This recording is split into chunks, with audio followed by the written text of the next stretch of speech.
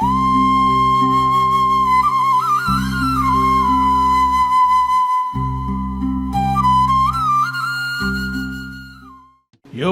29:6 Job chapter 29 verse 6. When my steps were washed with the butter, and the rock poured out for me streams of oil.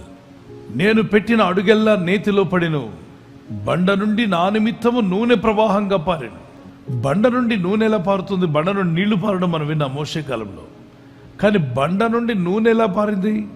దీని ఏదైనా ఒక విచిత్రమై ఉండాలి. అందులో నేను వేసిన ప్రతి అడుగు నేతిలో పడిన అన్నాడు. The rock represents Jesus Christ. 1 Corinthians chapter 10 verse 1-5.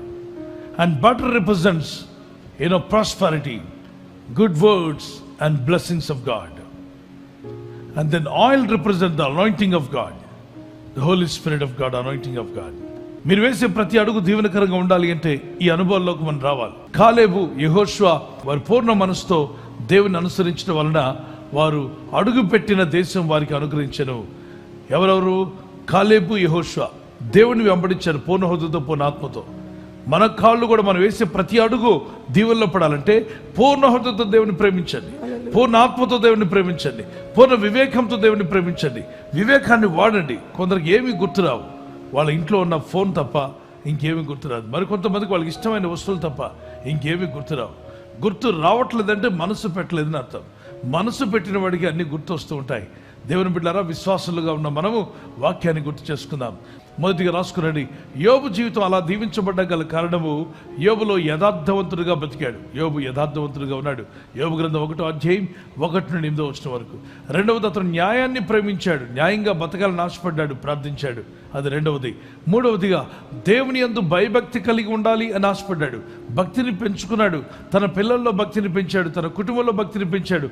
అతను కుటుంబంతో సహా ప్రార్థన చేసేవారిలో కొర్నేలి ఉన్నాడు, యోబు ఉన్నాడు, అబ్రహాం ఉన్నాడు, నోవా ఉన్నారు. వీళ్ళందరూ కూడా కుటుంబంతో సహా ప్రార్థించారు. యెహోషువ కూడా నేను నా ఇంటి వారు యెహోవానే సేవించదమని యెహోషువ గ్రంథం 24:15 చెప్పబడింది. కనుక కుటుంబంగా భయభక్తి కలిగి ఉందాం. నాలుగవదిగా చెడుతనమును విసర్జించండి. చెడు అనే మాటలైనా, చెడు అనే హృదయవాంఛలైనా, చెడు అనే ప్రోగ్రామ్స్, మరి ఈ లోకంలో చాలా ఉన్న చెడు కార్యక్రమాలు, అవి ఎక్కడ మీలో ఉన్నా వాటిని విసర్జించండి. ఐదవదిగా అరుణోదయమున లేచి ప్రార్థించాలి. అరుణోదయం లేవండి, ప్రార్థన చేయండి. ఈ 5 విషయాలు పాటించిన యోబు జీవితం ఏం జరిగిందో మీరు ఆలోచించారా? యోబు జీవితంలో అతను వేసే ప్రతి అడుగు నేతిలో పడేలా చేశాడు దేవుడు. How many believe that God can make you a channel of blessing for many? Lift up your hand. నా జీవితం అనేకులకు దీవెనకరంగా ఉండాలి ప్రభు అన్నవారు ప్రార్థన చేద్దాం. Let's close our eyes and pray. Father, teach me how to walk step by step with you master. ప్రభు, నీతో అనుదినము కూడా ఎలా నడవాలో నాకు నేర్పించండి. Let every step that I put, let it fall into the wonderful blessed way, O Master. నేను వేసే ప్రతి అడుగు కూడా నూనెలో పడినట్టుగా అభివృద్ధిలోను సమృద్ధిలోను పడుటకే సహాయం దయచేయండి. That oil that represents the anointing of God may flow like a river in my life.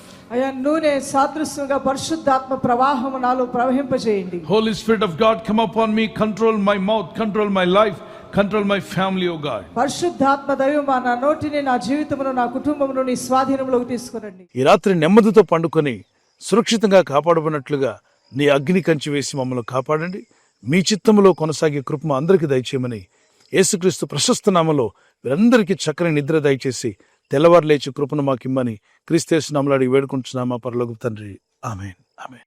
ఈ వాగ్దాన్ని మీతోనే ఉంచుకోకుండా లైక్ చేయండి, షేర్ చేయండి. అనేకులు ఈ యొక్క ఛానల్ సబ్స్క్రైబ్ చేసుకోమని తెలియపరచండి. సబ్స్క్రైబ్ చేయని వారు కూడా సబ్స్క్రైబ్ చేయండి. Good night. God bless you.